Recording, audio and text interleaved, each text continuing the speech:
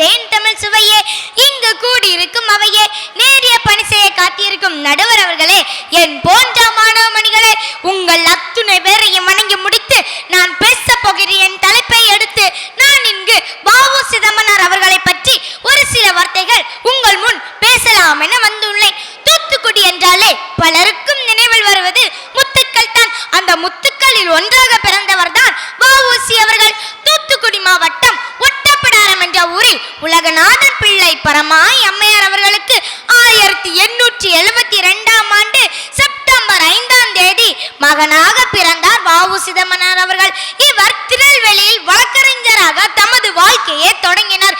இவர் ஏழை மக்களுக்காக இலவசமாக வாதாடினார். பால கங்காதர திலகரின் சீடராக இவர் திகழ்ந்தார். இவர் 1905ஆம் ஆண்டில் முதல் தேசிய இயக்கத்தில் ஈடுபட தொடங்கினார். இவர் காலியா மற்றும் லாவோ எனும் இரு கப்பல்களை பிரான்ஸ் நாட்டிடம் இருந்து விலக்கி வாங்கி அவற்றை தூத்துக்குடிக்கும் கொழும்புக்கும் இடையே ஓட்டினார். எனவே கப்பலோட்டிய தமிழன் என்று அவர் அழைக்கப்பட்டார். 1906ஆம் ஆண்டில் தூத்துக்குடியில் சுதேசி கப்பல் நிறுவனம் தொடங்கப்பட்டது. நாட்டு விடுதலைக்காக தன்னையே மெழுகாய் உருக்கி கொண்ட தியாகி வ.உ. சிதம்பரனார்.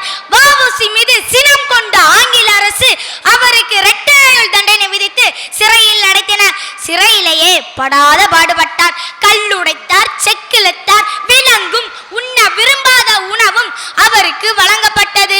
இக்கொடுமை கண்டு கொதித்தெழுந்த பாரதி மேலோர்கள் வெஞ்சிறையில் வீழ்ந்து கிடப்பதும் நூலோர்கள் செக்கடியில் நோவதும் கண்கிலையோ என வ.உ.சிக்காக இறைவனிடம் முறையிட்டார். இந்த சமயத்தில் சுதேசி கப்பல் நிறுவனம் கலைக்கப்பட்டது. வ.உ.சி. தமிழ் புலமை உடையவர். சிறை வாழ்க்கையிலேயே தமிழ் நூல்களை எழுதியுள்ளார். மெய்யறம், மையறிவு, வலிமைக்கு மார்க்கம் என பல நூல்களை எழுதியவர் வ.உ. சிதம்பரனார் அவர்கள். இவர் 1912இல் சிறை தண்டனை முடித்து வெளியில் வந்தார். நாட்டிற்காக போராடினவர். பல இன்னல்களை அனுபவித்தவர் வ.உ. சிதம்பரனார் அவர்கள். இவர் 1936ஆம் ஆண்டு காலமானார். சுதந்திர வரலாற்றில் இவர் பெயர் இன்றும் நிலைத்திருக்கும். இவர் பேரை நினைத்தால் வீரம் வரும். இவர் தியாக